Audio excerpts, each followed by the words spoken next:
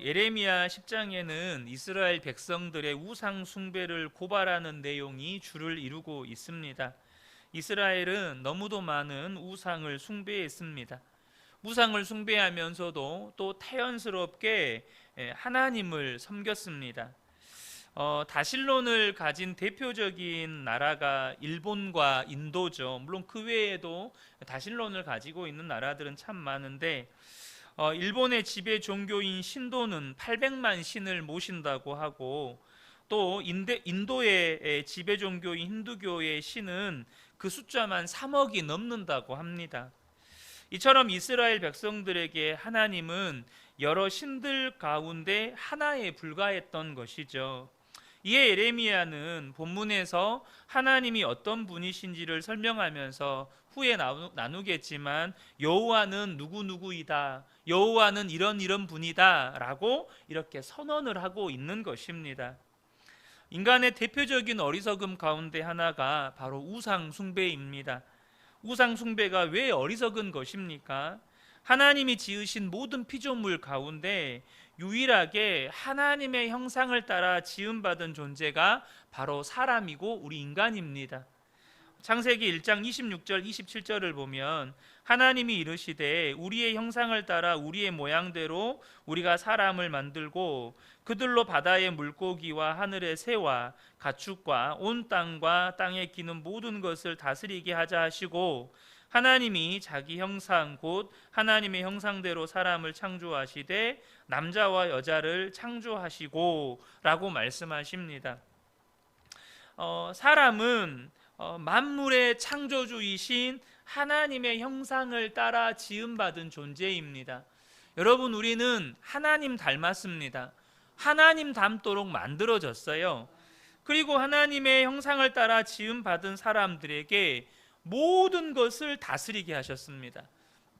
그런데 사실 우리가 이 하나님의 형상을 닮았다는 것의 의미를 신학적으로 어떤 우리의 이해의 범위 안에서 설명할 수 있어요. 그런데 저는 이 시간 그걸 설명드리려고 하는 게 아니라, 사실 하나님이 인간을 하나님의 형상대로 지었다는 건 사람의 언어로 다 설명이 안 되는 신묘막측한 일입니다. 너무나도 신비한 일이에요. 우리가요, 유명한 예술가들의 작품 하나를 봐도 감동을 하잖아요. 야, 어떻게 사람이 이렇게 그림을 그릴 수 있나? 야, 어떻게 사람이 이런 조각품을 만들 수 있지? 야, 사람이 어떻게 이런 건축물을 만들 수 있지? 우리는 사람이 만들어 놓은 어떤 예술품이나 건축물을 볼 때도 감동을 하고 감탄을 합니다. 하물며 하나님의 최고의 작품인 우리 이 사람을 창조하심에 대해서 우리가 정말로 이것을 안다면 너무너무 감탄하고 또 거기에 대해서 감동할 수밖에 없다는 거예요. 그래서 다윗이 하나님께서 자신을 지음에 대해서 감탄하면서 기록한 시편이 있습니다. 시편 139편인데요. 13절부터 16절을 보면 주께서 내 내장을 지으시며 나의 모태에서 나를 만드셨나이다. 내가 주께 감사하옴은 나를 지으심이 심히 기묘하심이라. 주께서 하시는 일이 기이함을 내 영혼이 잘 아나이다. 내가 은밀한 데서 지음을 받고 땅의 깊은 곳에서 기이하게 지음을 받은 때에 나의 형체가 주의 앞에 숨겨지지 못하였나이다. 내 형질이 이루어지기 전에 주의 눈이 보셨으며 나를 위하여 정한 날이 하루도 되기 전에 주의 책에 다 기록이 되었나이다. 여러분, 지금 다윗이 성령의 감동을 통해서 하나님께서 자신을 지었을 때에 대한 놀라운 신비를, 영안을 열어서 깨우쳐 주시는 거예요. 그러니까 다윗이 나를 지으심이 너무 기묘해서 감사하다고 또 거기에 대해서 감탄을 터뜨리는 거예요. 그 다윗 한 사람을 지으신 이 과정이 하나님이 지켜보시는 가운데에서 하나도 놓치지 아니하고 세포 하나도 주의 눈에서 벗어나지 아니하고 창조되게 하시고 우리의 정한 날이 다 이루어지기도 전에 하나님의 책에 우리를 향한 하나님의 선하신 뜻과 계획들이 막 기록이 되는 거예요. 내가 너를 통하여서 다윗을 통하여서 이루실 하나님의 놀라운 뜻과 계획들이 기록이 되는 거예요. 그러니까 다윗이 이야기하기를 내가 그 수를 다 세보려고 해도 도무지 헤아릴 수 없다고 이 다음에 또 기록을 하고 있죠. 특별히 이 기묘하다라는 단어는요, 두려워하다, 무서워하다, 경외하다라는 의미를 가지고 있어요. 그러니까 하나님이 다윗에게 자신을 지으신 이 생명 창조의 신비를 성령의 감동을 통해서 깨닫게 해 주셨을 때 다윗이 그 인간의 지혜로 다 이해할 수 없는 그 신비 앞에서 두려움과 경외심을 느끼는 거예요. 너무너무 놀랍고 이게 너무너무 놀라우니까 한편으로는 두렵고 한편으로는 하나님을 향해서 경외함을 나타내는 거죠. 여러분, 우주를 연구하는 물리학자들이나 천체학자들이 이 우주의 광활함이나 그 우주의 무한함 앞에서 이런 감정을 느낀다고 하잖아요. 혹은 생명을 연구하는 과학자들이 이 생명의 신비 앞에서 그런 비슷한 감정들을 느낀다고 하지 않습니까? 그 과학자들이 연구하는 수준은 사실 우리의 일반적인 수준을 한참 뛰어넘는 거잖아요. 하나님이 그 우주에 또 생명에 담아놓은 그 새겨놓은 하나님의 신비를 하나씩 하나씩 발견해 갈 때 무한한 경외심, 무한한 두려움을 느끼게 되는 거죠. 이렇게 하나님이 지으신 이 신묘막측한 존재이면서 동시에 모든 것을 다스리는 존재가 우리 사람이고 인간이에요. 그런데 그 인간이 생명이 없는 것, 사람이 만든 것을 두려워하면서 거기에다가 운명을 맡기고 이 땅에 잠깐 있다가 사라질 것을 위해서 영원히 사라지지 않는 우리의 생명을 희생시켜요. 그것들을 위해서 나의 삶을 거기에 바치다가 영원한 지옥 불구덩이에 던져진다고요. 잠깐 있다가 없어질 것들을 위해서. 오늘 본문 2절부터 5절은 그 우상이 무엇인지를 나타내 보여주고 있습니다. 2절부터 보면요, 여호와께서 이와 같이 말씀하시되 여러 나라의 길을 배우지 말라. 이것은 이방 사람들이 우상을 섬기면서 그들의 삶에 살아가는 방식을 배우지 말라는 거예요. 이방 사람들은 하늘의 징조를 두려워하거니와 너희는 그것을 두려워하지 말라. 여러분, 이방 사람들은 쉽게 말하면 자연의 현상들을 보고 두려워했어요. 해와 달과 별과 산과 강과 바다, 구름과 비와 바람, 이런 자연 현상들, 또 천체의 변화들, 이런 것들을 보면서 두려워하면서 그걸 섬겼어요. 여러분, 근데 앞서 말씀드린 것처럼 피조물 가운데 유일하게 하나님 형상을 닮은 존재가 누구라고요? 우리 사람이라고요. 이 자연 현상들도 다 피조물들이거든요. 피조물들 가운데 유일하게 하나님 형상 따라 지음받은 인간이 다른 피조물들에게서 나타나는 어떤 현상들 보면서 두려워하지 말라는 거예요. 3절부터 보면 여러 나라의 풍습은 헛된 것이니 살림에서 벤 나무요 기술공의 두 손이 도끼로 만든 것이라 그들이 은과 금으로 그것에 꾸미고 목과 장도리로 그것을 든든히 하여 흔들리지 않게 하나니 그것이 둥근 기둥 같아서 말도 못하며 다니지도 못하므로 사람이 메어야 하느니라. 그것이 그들에게 화를 주거나 복을 주지 못하나니 너희는 두려워하지 말라 하셨느니라. 거듭거듭 반복해서 말씀하시는 게 그 우상들을 두려워하지 말라는 거예요. 그것들은 다 기술공들이 만들어낸 조각상들이고 그들 스스로 말도 못하고 걷지도 못하고 그래서 사람들이 등에다가 메고 옮겨줘야 되고 그것들이 화나 복을 주지 못하는데도 그걸 섬기면서 또 그걸 두려워해요. 이게 얼마나 어리석은 일이냐는 거예요. 이 시대 사람들의 마음을 사로잡는 강력한 우상이 있습니다. 저는 오늘 좀 그 부분에 대해서 두 가지를 좀 나누려고 하는데요. 첫 번째는 돈입니다. 돈이 이 시대 사람들에게 우상이에요. 하나님께서 이스라엘 백성들이 가나안 땅에 들어가게 하실 때, 가나안 땅에 들어가기 전에 이스라엘 백성들에게 가장 경계하셨던 것이 가나안 땅의 풍요의 마음을 빼앗기는 것이었습니다. 그것은 이 물질적인 풍요, 결국에는 이 만몬의 신 돈에게 마음을 빼앗기는 것이에요. 신명기 6장 10절에서 14절을 보면 내 하나님 여호와께서 내 조상 아브라함과 이삭과 야곱을 향하여 내게 주리라 맹세하신 땅으로 너를 들어가게 하시고 내가 건축하지, 여기서부터 잘 보시면 좋겠습니다. 네가 건축하지 아니한 크고 아름다운 성읍을 얻게 하시며 큰 도시를 얻게 할 거라는 거예요. 이미 가나안 땅 사람들이 만들어 놓은 성읍들이 있잖아요. 그 성읍들을 이 이스라엘 백성들에게 차지하게 할 거라는 거죠. 네가 채우지 아니한 아름다운 물건이 가득한 집을 얻게 하시며 네가 파지 아니한 우물을 차지하게 하시며 네가 심지 아니한 포도원과 감람나무를 차지하게 하사 네가 배불리 먹게 하실 때에, 다 이게 물질의 풍요, 돈을 말하는 거예요. 계속해서 보겠습니다. 12절입니다.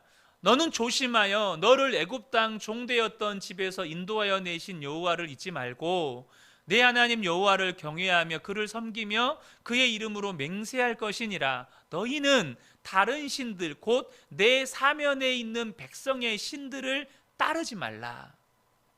이스라엘 백성들이 가나안 땅에 들어가서 가나안 땅을 점령하면 그 땅의 모든 성읍, 도시, 우물, 그들이 만들지 않은 포도원과 감람나무, 이 모든 것들이 그들의 것이 될 거예요.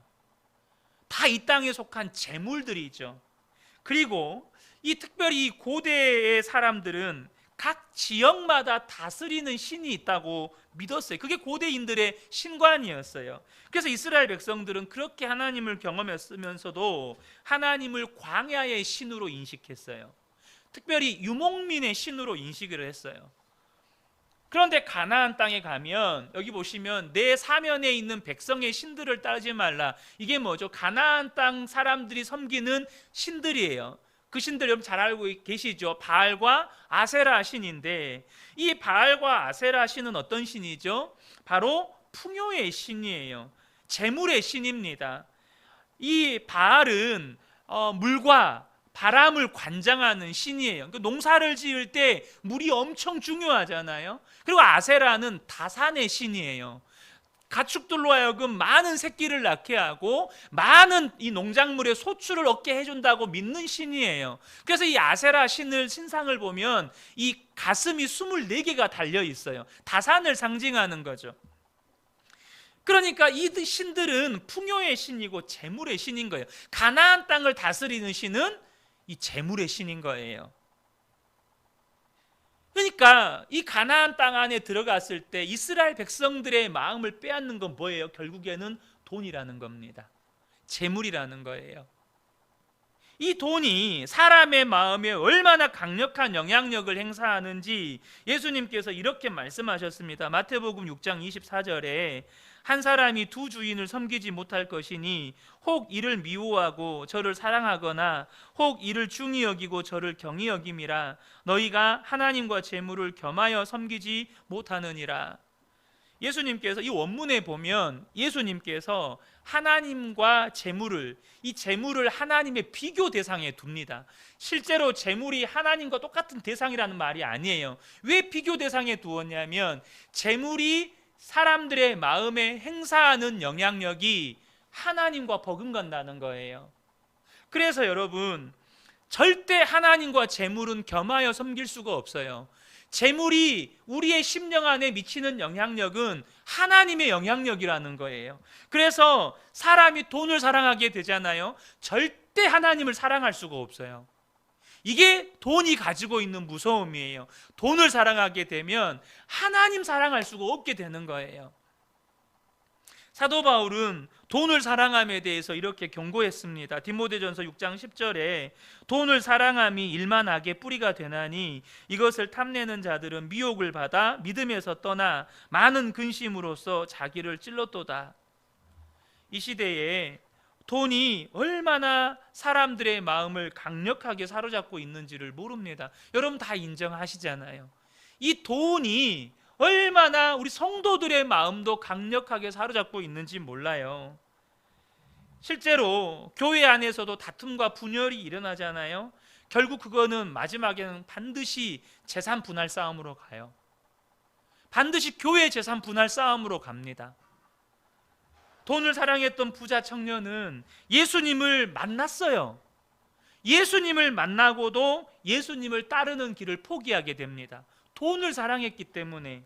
돈을 사랑했던 어리석은 부자는 집 앞에서 구걸하던 거지 나사로가 굶어 죽을 때까지 밥 한 끼의 자비를 베풀지 않고 지옥불에 던져집니다. 돈을 사랑하기 때문에 눈앞에서 사람이 굶어 죽어가고 있는데 밥 한 끼의 자비를 베풀지 못해요. 돈을 사랑했던 아나니아와 삽비라는 하나님께 드린 것을 감추다가 결국에 죽임을 당합니다.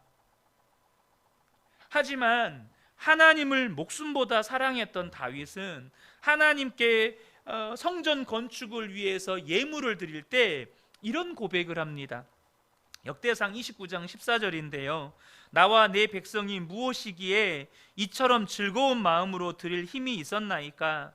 모든 것이 주께로 말미암아 싸우니 우리가 주의 손에서 받은 것으로 주께 드렸을 뿐이니이다. 다윗이 그때 정말 모든 백성들이 솔로몬 때의 성전 건축을 위해서 예물을 바치거든요. 다윗도 하나님께 예물을 바칩니다. 그런데 다윗 개인이 하나님께 예물로 바친 금액이 금 3,000달란트와 은 7,000달란트입니다. 금 3,000달란트와 은 7,000달란트. 여러분 금 3,000달란트는 뭐 정확하지는 않지만 대략 한 2조 원 정도 됩니다. 현재 시세로 금을 계산하면 대략 한 2조 원 정도 돼요. 은은 잘 모르겠어요. 제가 계산을 안 해봐서.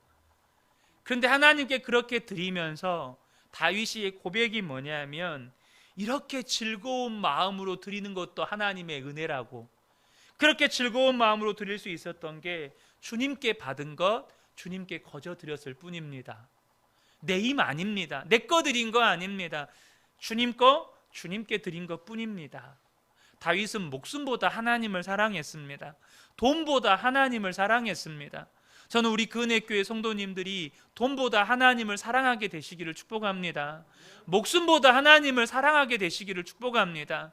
돈을 사랑하면 절대 하나님 사랑할 수 없습니다. 여러분 돈을 사랑하면 결국에는 돈의 종이 되어 살아가는 겁니다. 평생에 돈 하고 사는 거예요. 정말로 돈이 인생의 목적이 되는 겁니다. 사실 부끄러워서 이런 말 잘 안 하고 싶은데 사실 저희 친누님은 좀 이런 표현이 그렇지만 돈의 노예입니다. 어려운 가정 형편들 속에서 결국 주님을 떠나고 지금까지 돈을 바라보고 지금까지 달려오고 있습니다. 그런데 우리 아이들도 말합니다. 저희 누님이 별로 행복해 보이지 않습니다. 별로 행복해 보이지 않아요.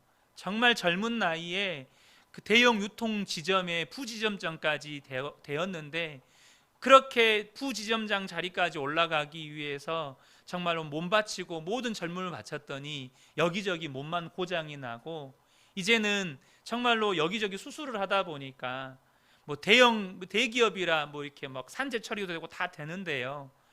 이제는 정말로 평생 장애 후유증을 안고 그냥 직장 생활을 해야 되는 거예요. 사랑하는 성도 여러분, 주님을 사랑하시기를 축복합니다. 주님을 사랑하는 게 복입니다. 주님을 사랑하는 것이 우리를 가장 행복하게 만듭니다. 오늘 이 시간 먼저 이것을 놓고 우리가 함께 좀 기도했으면 좋겠습니다. 먼저 우리가 다윗에게 하나님이 부어주셨던 은혜를 구했으면 좋겠어요. 주님, 우리에게 하나님이 우리를 지으신 창조의 신비를 깨닫게 하여 주옵소서. 우리를 지으신 것이 얼마나 신묘막측한 일인지 다윗에게 깨우쳐 주신 것처럼 우리도 깨우쳐 주옵소서. 그래서 이 땅을 살아가는 동안에 하나님 사랑하고 하나님을 경외함으로 살게 하여 주옵소서. 우리가 이 시간에 먼저 이 은혜를, 다윗에게 부어주셨던 그 은혜를 우리가 함께 구했으면 좋겠습니다. 우리 주여 한번 외치고 통성으로 기도하겠습니다. 주여! 살아계신 하나님 아버지, 이 시간 다윗에게 부어주셨던 은혜를 우리에게도 부어주시기를 간절히 소원합니다. 하나님이 우리를 지으신 이 창조의 신비를 하나님 우리에게도 깨우쳐 주옵소서. 우리를 지으심이 얼마나 신묘막측한 일인지 다윗을 깨우쳐 주신 것처럼 하나님 우리도 깨우쳐 주옵소서. 우리가 어머니의 태중에 있을 때부터, 아니 하나님 우리를 지으시기 이전부터 하나님의 손 안에 우리가 있었고, 우리의 형질이 다 이루어지기 전에 주님께서 우리를 지켜보고 계셨고, 우리가 지어지기 전에 우리를 향한 하나님의 선하신 어떤 계획들이 하나님의 책에 기록되었다는 것을 하나님 우리로 하여금 깨닫게 하여 주셔서 하나님 창조의 신비를 깨닫게 하셔서 하나님 경외함을 배우게 하여 주옵소서. 하나님을 사랑함을 배우게 하여 주옵소서. 하나님 우리가 이제는 하나님을 사랑하게 하여 주옵소서. 무엇보다 더 하나님 사랑하게 하여 주옵소서. 그 무엇보다 하나님 사랑하게 하여 주시옵소서.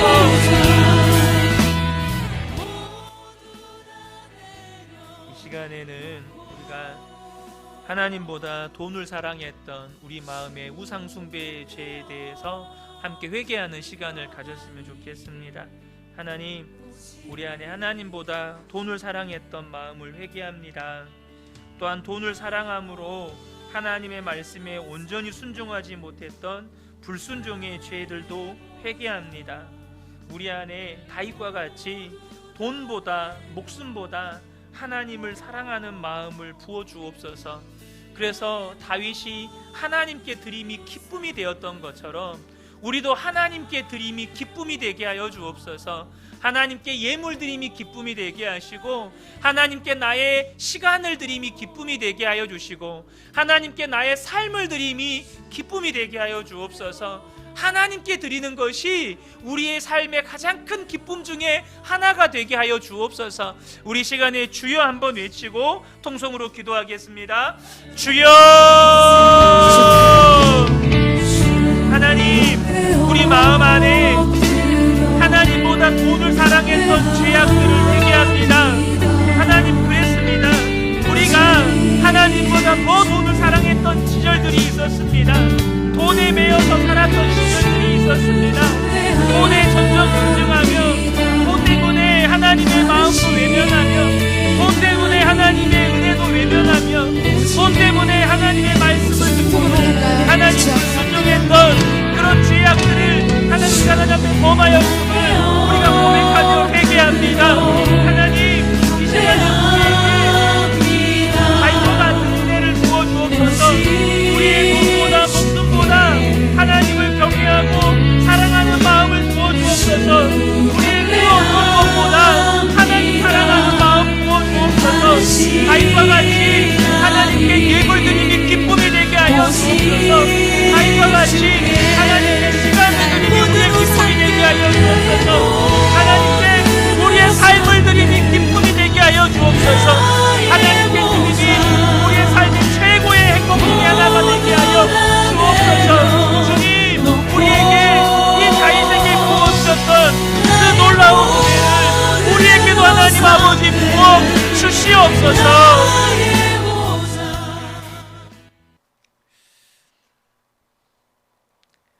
이 시대의 사람들의 마음을 사로잡는 또 하나의 강력한 우상이요, 바로 세상 풍조입니다. 여러분, 세상 풍조가 무엇입니까? 이 세상 풍조라는 단어는 에베소서 2장 2절에 나옵니다. 그때 너희는 그 가운데에서 행하여 이 세상 풍조를 따르고 공중의 권세 잡은 자를 따랐으니 곧 지금의 불순종의 아들들 가운데서 역사하는 영이라. 여기서 먼저 우리가 분명하게 알아야 할 것은 뭐냐 하면, 세상 풍조를 따르는 일은 공중 권세 잡은 자를 따르는 일이라는 것입니다. 이것을 절대 놓치시면 안 돼요. 먼저 이 개념부터 우리가 명확하게 했으면 좋겠습니다. 세상 풍조를 따르는 일은 공중 권세 잡은 자, 곧 사탄을 따르는 일이다. 이걸 절대 이 개념을 저와 여러분이 마음에 새기고 계셔야 합니다. 공중 권세 잡은 마귀가 세상 풍조라는 것을 자기 손에 쥐고 사람들로 하여금 그 세상 풍조를 따르게 함으로 사단을 따르게 한다는 거예요.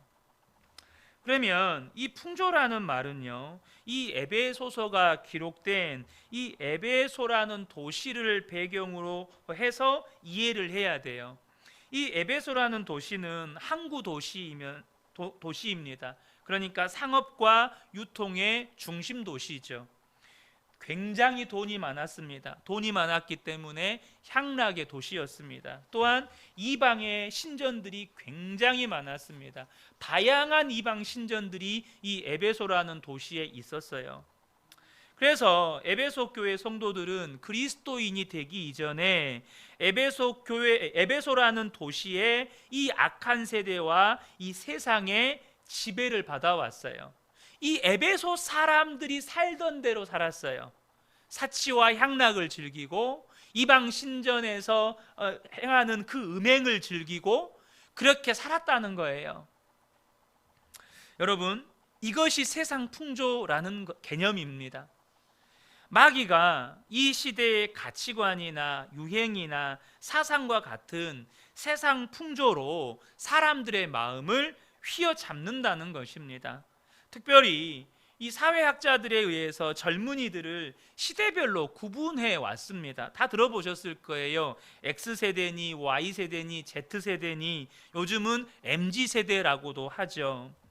그러면서 그 세대를 몇 가지 특성들로 규정 지으려고 해요. 그래서 저는 거기서 세상 풍조의 함정을 봅니다. 여러분, 하나님이 지으신 사람은 그 사람마다의 다양성을 가지고 있어요. 그 사람마다의 독특한 캐릭터가 있다는 것입니다. 하나님답게 지으셨지만 또한 그 사람의 독특한 캐릭터를 부여하셨어요. 그 사람만의 고유의 성향들을 부여하셨습니다. 어떤 사람은 내성적인 사람이 있고, 어떤 사람은 외향적인 사람이 있고, 어떤 사람은 다혈질적인 사람이 있고, 어떤 사람은 속으로 삼키는 사람이 있고, 그 안에서도 너무나도 다양한 사람들이 있어요.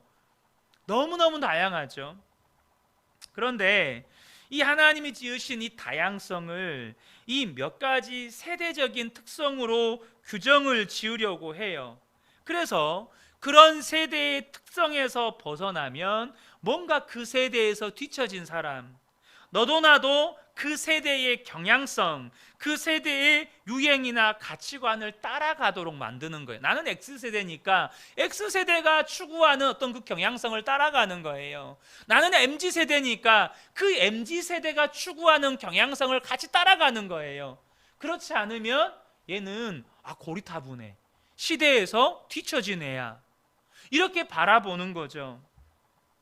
이것은 마치 아브라함의 조카 롯이 소돔성에 살면서 그 소돔 사람들의 가치와 문화에 물들어 버린 것과 똑같아요. 만약에 아브라함에게 배웠던 그 신앙을 그대로 고수하면서 소돔성에서 믿음을 지켰다면 아마 롯은 거기에서 제대로 살아남기 쉽지 않았을 거예요. 근데 이제 초록은 동색이고 가재는 개편이라고 이제 나도 소돔성 사람들처럼 생각하고 말하고 하니까 소돔성 사람도 느끼는 거예요. 얘는 이방인이 아니고 우리 도시 사람이라고. 우리랑 똑같다고. 우리랑 똑같지 않으면 쫓아내는 거예요. 그것이 하나님의 말씀에 반하건 그렇지 않건 그건 중요하지 않아요.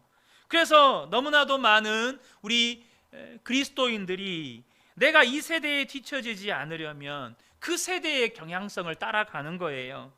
그것이 우리 자녀들이 듣는 음악, 입는 옷, 먹는 음식, 교육, 취미, 여가, 우리 삶의 전반에서 나타나는 거예요.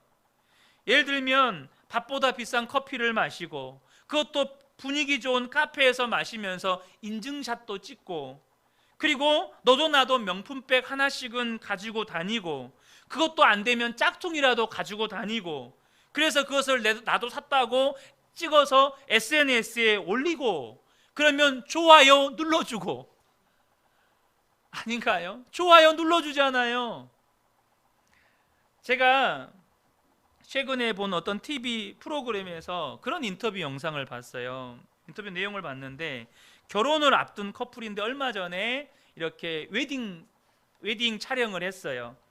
그런데 웨딩 촬영을 하는데 웨딩샵에서 스태프들 커피와 간식을 챙겨오라고 요구를 했다는 거예요. 그리고 헬퍼들 수고비는 별도로 봉투에 담아서 주라고 요구를 했다는 거예요. 그것도 손편지에다가 예쁘게 드레스 입게 해주셔서 감사합니다 등등의 문구를 써서 촬영 후 현장에서 이 스태프들에게 전달해 달라고 요구를 한다는 거예요. 그런데 이 예비 신랑 신부 입장에서는 그것을 준비 안 해가면 다른 팀들한테 더 잘해줄 것 같고, 우리는 대충 찍어줄 것 같고, 그러니까 경쟁적으로 그걸 준비해 간다는 거예요. 경쟁적으로.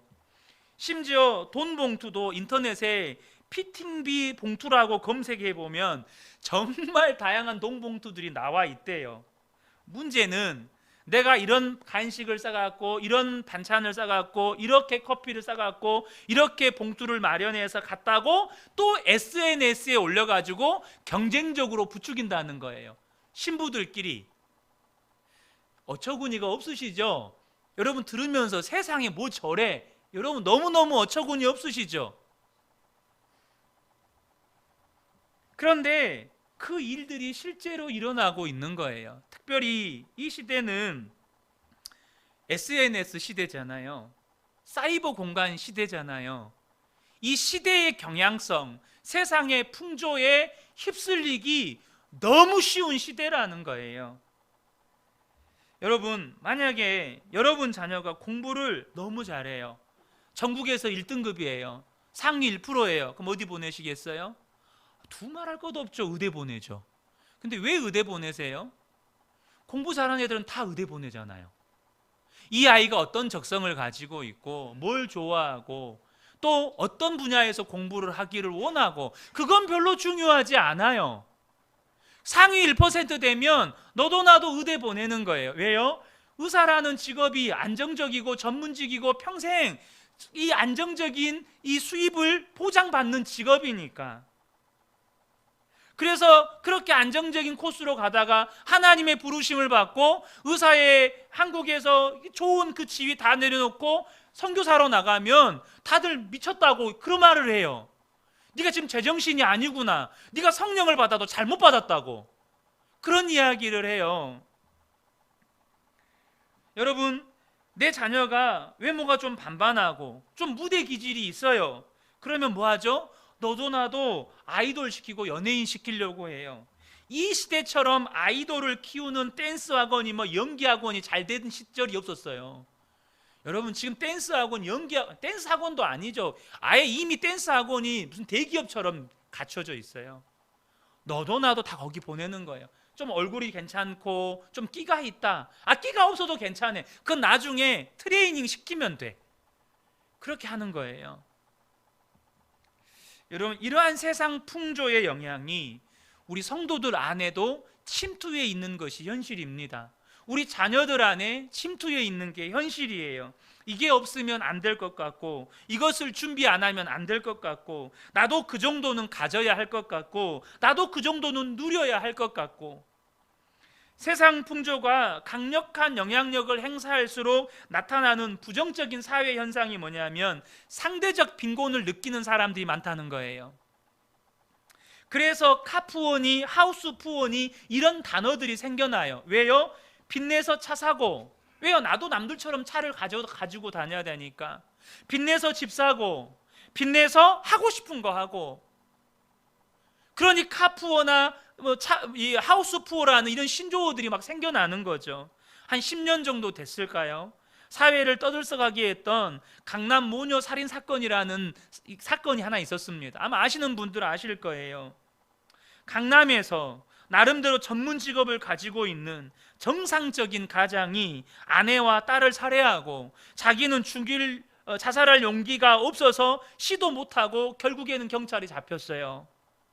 아내와 딸을 왜 죽였냐고 물어보니까 자기들의 경제적인 수준이 너무 떨어져서 세상 살기 너무 팍팍해서 가족 모두 죽음을 선택하려고 했는데 자기는 도저히 용기가 없어서 못 죽었다는 거예요. 그러면서 아내와 딸은 죽였어요.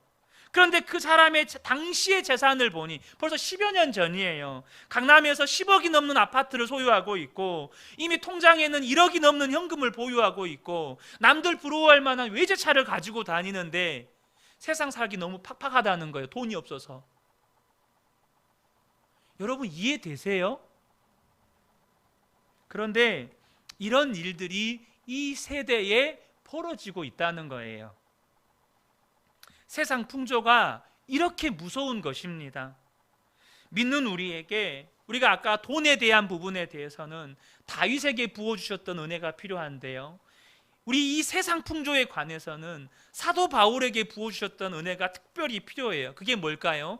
자족하는 은혜입니다. 자족하는 은혜. 빌립보서 4장 11절부터 13절 보면 내가 궁핍함으로 말하는 것이 아니니라 어떠한 형편에든지 나는 자족하기를 배웠노니 나는 비천에 처할 줄도 알고 풍부에 처할 줄도 알아 모든 일 곧 배부름과 배고픔과 풍부와 궁핍에도 처할 줄 아는 일체의 비결을 배웠노라. 내게 능력 주시는 자 안에서 내가 모든 것을 할 수 있느니라. 여러분, 이 세상 풍조가 정말 어떻게 보면 쓰나미처럼 우리 믿음의 사람들을 쓸고 가려고 이렇게 역사하고 있는 시대입니다.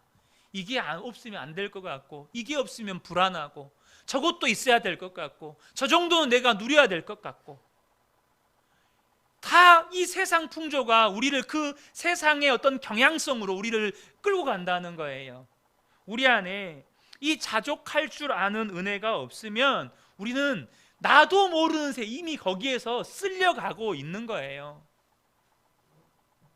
여러분, 아프리카에서는요, 그게 아프리카 어느 원주민, 제가 어느 원주민인지는 잘 기억이 안 납니다.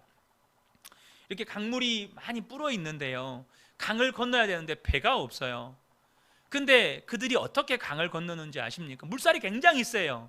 근데 그들이 어떻게 이 강을 건너냐면 이 품 안에 내가 들을 수 있는 최고의 무게의 바위덩이를 품 안에 하나 안고 강을 건넌대요. 그래야 강물에 휩쓸리지가 않는데요. 물속에 들어가면 바위가 좀 가벼워지잖아요. 그거를 품 안에다가 끌어안고 그 물살이 센 강을 건너간다는 거예요. 여러분, 이 바위덩어리가 뭘까요? 저와 여러분에게는 말씀이에요.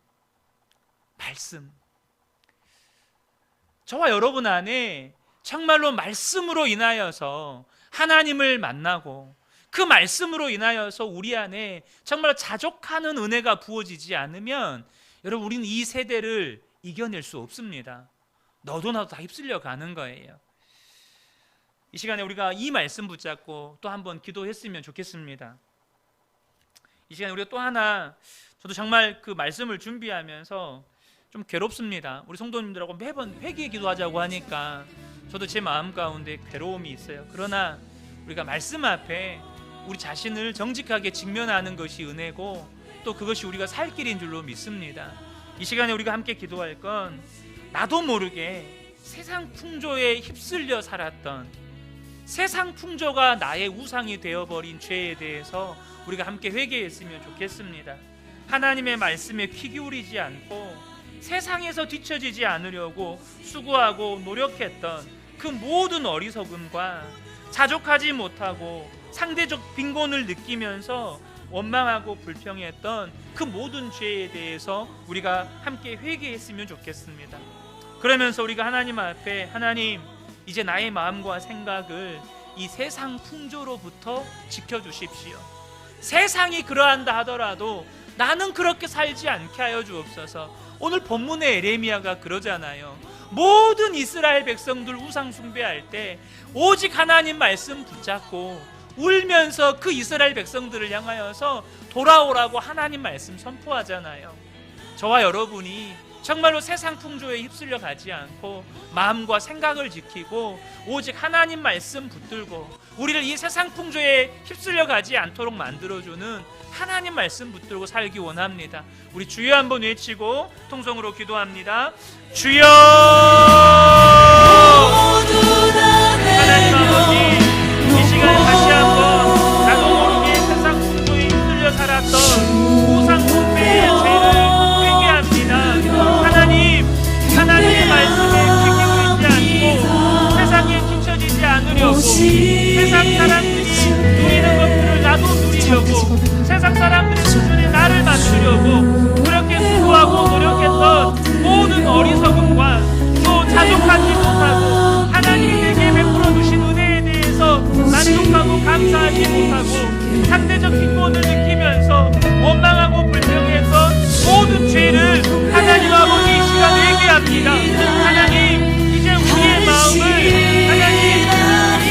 마음과 생각을 세상 풍조로부터 지켜주옵소서. 하나님 아버지, 우리가 정말로 하나님 아버지 세상 풍조에 끌려가지 아니하도록 날마다 우리의 마음에 주의 말씀을 듣게 하시고 약속의 말씀을 붙잡고 우리에게 주어진 삶을 살아갈 수 있도록 하나님 아버지 역사하여 주시옵소서. 한 가지 더 기도하기 원합니다. 이 시간에 하나님 사도 바울에게 깨우쳐 주신 그 자족의 은혜를 나에게도 부어 주옵소서. 비천에도 풍부에도 배부름에도 배고픔에도 처할 줄 아는 일체의 비결을 깨우쳐 주옵소서. 그래서 하나님, 나의 삶이 내게 능력 주시는 자 안에서 내가 모든 것을 할 수 있는, 하나님께서 나를 통하여서 못 이루실 것이 없는 하나님 그러한 삶을 살게 하여 주옵소서. 우리 이 시간 이 기도 제목 붙잡고 우리 주여 한번 외치고 통성으로 기도합니다. 주여! 하나님 아버지, 오늘 이 시간 우리 모두에게 사도 바울에게 깨우쳐 주신 그 자족의 은혜를 우리에게도 부어 주옵소서. 하나님, 그래서 우리가 하나님이 내게 은혜로 베풀어 주신 것들을 알게 하여 주시고 하나님께서 내게 은혜로 베풀어 주신 것들에 우리가 감사할 줄 아는 사람들 되게 하여 주옵소서. 우리가 비전에도 풍부에도 배부름에도 배고픔에도 살 줄 아는 일체의 비결을 깨우쳐 주시옵소서. 우리하여 하나님 내게 능력 주시는 예수 그리스도 안에서 내가 모든 것을 할 수 있는 삶을 살게 하여 주옵소서. 하나님 아버지, 예수님께서 나를 통하여서 이루지 못할 일이 없는 하나님 그런 삶을 살게 하여 주옵소서. 주님, 내게 능력 주시는 장에서 나는 모든 것을 할 수 있습니다. 날마다 이 길을 가지고 살아갈 때에 우리 모든 성도들 참으로 그렇게 내게 능력 주시는 자는 모든 것을 하는 내 삶을 살아갈 수 있도록 하나님 아버지 역사하여 주옵소서.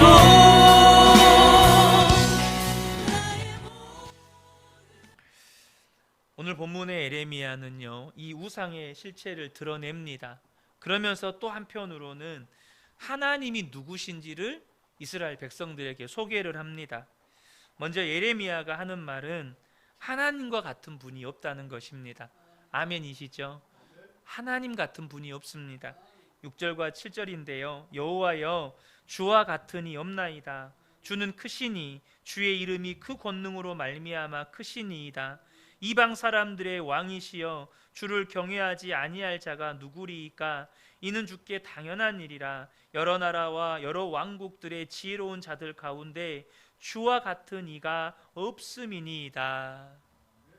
사랑하는 성도 여러분, 이것은 에레미야의 하나님을 향한 믿음의 고백이었습니다. 그 어떤 이방 신들도, 그 어떤 우상들도 주님과 같은 분이 없다는 것입니다. 정말로 아멘입니다. 여러분, 우리 주님을 어찌 돈과 비교할 수 있겠습니까? 여러분, 우리 주님을 어찌 세상에서 조금 이름 높아지고 세상에서 인기인이 되고 세상에서 나름 떵떵거리면서 사는 그 정도 수준에 비교할 수 있겠습니까? 여러분, 저와 여러분의 고백되기 원합니다. 주님, 나에게는 주님 같은 분이 없습니다. 이게 다른 누구의 고백이 아니고 나의 고백 되는 겁니다. 여러분, 그 고백을 들으시는 우리 주님이 얼마나 마음이 기쁘실까요? 여러분이 하루 일과를 시작할 때 하나님, 저에게는 하나님 같은 분이 없어요. 주님, 저에게는 주님 같은 분이 없어요. 여러분, 어린아이가 엄마 아빠에게 나는 엄마가 제일 좋아, 난 아빠가 제일 좋아, 이런 고백, 이런 말들 어렸을 때 듣잖아요. 여러분, 근데 그런 이야기를 들을 때 여러분 마음 어떠셨어요? 너무너무 행복하지 않으셨습니까? 저는 아빠가 제일 좋아. 아마 적어도 우리 부모님들 사진 중에는 우리 아이들이 문 앞에서 아빠가 오기를 기다리는 사진 한두 장 정도는 있으시죠. 아빠 퇴근을 기다리는, 혹은 엄마가 들어올 것을 기다리는 그런 사진 한두 장 정도는 추억으로 가지고 있지 않으십니까? 여러분, 우리는 그 과거에 그 아이들이 했던 사진을 보면서도 여전히 흐뭇해합니다. 근데 이 애들이 이제 청소년 조금 되면 엄마 아빠랑 같이 있는 걸 싫어하잖아요. 조금씩 서운한 마음이 들죠. 그게 현재 진행형이 잘 안 되더라고요. 그런데 우리의 신앙도 그래요. 우리의 신앙도. 왜 우리가 처음 예수님을 만났을 때, 그 첫사랑으로 너무너무 뜨거웠을 때 주님을 향해서 주님, 제가 주님을 사랑합니다, 그 고백이 기쁨과 감격 가운데 되었었는데, 지금 저와 여러분의 입술에서 주님, 저에게는 주님과 같은 분이 없습니다 라는 고백이 얼마나 나오십니까? 우리의 마음이 바뀐 거예요. 우리의 신앙이 바뀐 겁니다. 주님이 바뀐 게 아니에요. 우리 주님같이 우리를 사랑하는 분이 없고, 우리 주님같이 우리를 포기하지 않는 분이 없고, 우리 주님같이 우리를 지켜주시고 보호하시고 인도해 주시는 분이 없고, 우리 주님같이 우리를 구원해 주실 분이 없잖아요. 여러분, 우리의 입술에서 정말로 예레미야와 같은 고백이 있기를 축복합니다. 또 예레미야가 하나님을 소개합니다. 오직 하나님만 참 하나님이시고 살아계신 하나님이시고 영원한 왕이시라는 거예요. 10절입니다. 오직 여호와는 참 하나님이시요 살아계신 하나님이시요 영원한 왕이시라. 여러분, 이것도 저와 여러분의 고백이 되어야 할 줄로 믿습니다. 하나님만 진짜 하나님이세요. 하나님만 살아계신 하나님이세요. 하나님만 영원한 왕이세요. 여러분, 이것이 성경의 기록으로만 남지 않게 하시라는 겁니다. 이것이 저와 여러분의 지금 바로 현재 진행형의 살아있는 고백이 되어야 한다는 겁니다. 하나님만 진짜 하나님이십니다. 하나님만 나의 영원한 왕이십니다. 12절 13절에 또 고백합니다. 여호와께서 그의 권능으로 땅을 지으셨고 그의 지혜로 세계를 세우셨고 그의 명철로 하늘을 펴셨으며 그의 목소리를 내신즉 하늘에 많은 물이 생기나니 그는 땅 끝에서 구름이 오르게 하시며 비를 위하여 번개치게 하시며 그 곳간에서 바람을 내시거늘. 이 10절의 연장선상이에요. 무슨 말입니까? 하나님만 창조주 하나님이시라는 겁니다. 하나님만 창조주 하나님이시라는 거예요. 그러면서 예레미야가 하는 이야기는 뭐냐면 우상의 한계는 분명하다는 거예요. 우상은 분명한 한계를 가지고 있다는 것입니다. 14절과 15절에 사람마다 어리석고 무식하도다. 은장이마다 자기의 조각한 신상으로 말미암아 수치를 당하나니 이는 그가 부어 만든 우상은 거짓 것이요 그 속에 생기가 없음이라. 우상은 뭐라고요? 살아있는 존재가 아니에요. 그러니까 그것은 거짓 것이라는 거예요. 진짜 신이 아니라는 겁니다. 15절에 그것들은 헛것이요 망령되이 만든 것이니 징벌하실 때에 멸망할 것이나. 그 모든 것들도 하나님이 심판하실 때 여러분 심판의 대상이라는 거예요. 불에 다 없어질 거라는 것입니다. 여러분, 예레미야는요 하나님과 우상의 차이를 분명하게 알았습니다. 그것을 선포하고 있는 거예요. 여러분, 이 시대 너무나도 많은 성도들이요, 하나님보다 돈을 더 두려워합니다. 돈 없는 거 두려워해요. 하나님보다 세상에서 성공하지 못하는 거 더 두려워합니다. 세상에서 내가 그 자기 꿈을 이루지 못하는 걸 더 두려워합니다. 그러니까 여러분, 우상 앞에서 두려워할 수밖에 없는 거예요. 에레미야는 우상과 하나님의 차이를 분명히 알았어요. 저들의 한계를 분명히 알았고 하나님만 참 하나님이신 것을 분명히 알았어요. 그래서 모든 이스라엘 백성들이 우상 숭배하고 하나님을 떠날 때 그는 여전히 하나님을 붙잡고 있는 거예요. 여전히 홀로 하나님의 말씀을 선포하고 있는 것입니다. 여러분, 이게 너무나도 당연한 일이잖아요. 그런데 앞서 말씀드린 것처럼 하나님보다 돈 없는 것을 두려워하는 성도들이 많고, 하나님보다 세상 풍조에 뒤처지는 것을 두려워하는 성도들이 많고, 하나님보다 세상에서 성공하지 못하는 것에 두려워하는 성도들이 너무 많아요. 저와 여러분이 오늘 이것을 정말 해결받으셔야 합니다. 정말 해결받으셔야 돼요. 하나님이 쓰시는 사람은 세상에서 유명한 자들 아니에요. 그럼 유명한 자들은 무조건 안 쓰신다, 이 말이 아닙니다. 여러분, 하나님은요, 하나님을 경외하는 자를 쓰세요. 하나님을 사랑하는 자를 쓰십니다. 내가 연약하다는 거, 내가 아무 힘도 없다는 거 알고 하나님을 의지하는 자를 쓰십니다. 때로는요, 여러분, 우리가 고린도전서 1장 말씀을 너무 잘 하잖아요. 없는 자들을 통해서 있는 자들을 부끄럽게 만드시기도 하시고, 정말로 비천하고 정말로 천한 자들을 통해서 당시의 귀족들을 부끄럽게 만들기도 하셨어요. 이 시대에도 하나님은 똑같은 일을 하십니다.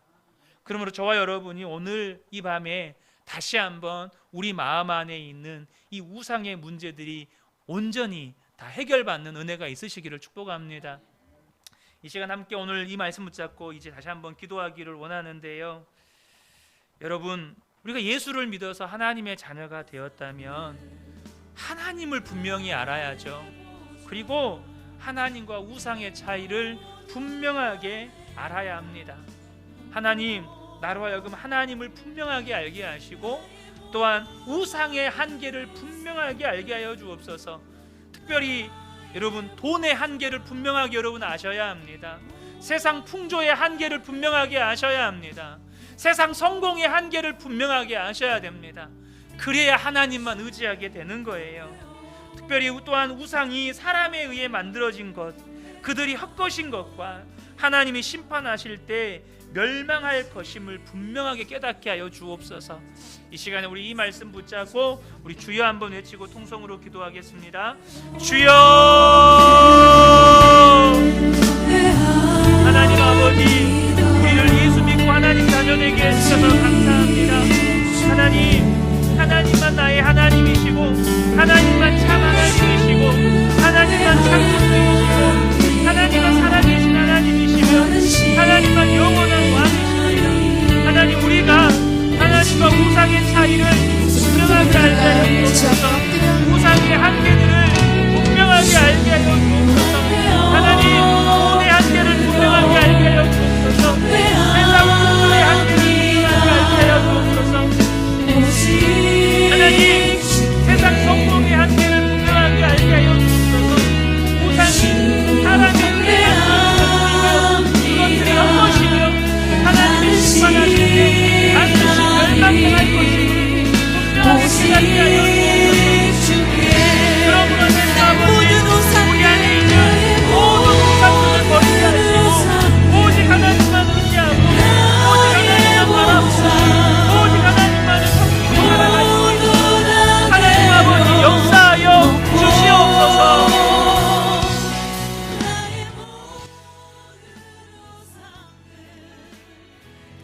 이 시간에 다시 한번 우리가 기도하기를 원하는데요, 오늘 이 예레미야의 고백이 저와 여러분의 고백이 되기를 원합니다.